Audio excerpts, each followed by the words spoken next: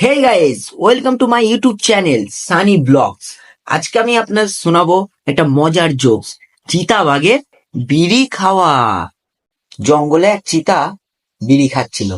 তখনই এক ইঁদুর আসলো আর বলল, নেশা করা ছাইরা দাও ভাই, আসো আমার সাথে, দেখো জঙ্গল কত সুন্দর। চিতা ইঁদুরের সাথে যেতে লাগলো।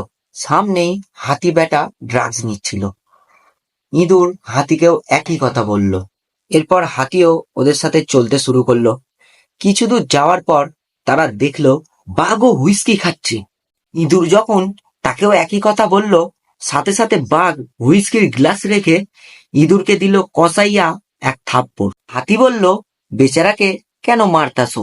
বাঘ তখন বলল, এই শালা কালকে গাঁজা খাইয়া আমারে জঙ্গলে 3 ঘন্টা ঘুরাইছিল। এই ছিল আজকে আমাদের মজার জোকস। আপনাদের কেমন লাগলো আপনারা কমেন্টে জানাবেন।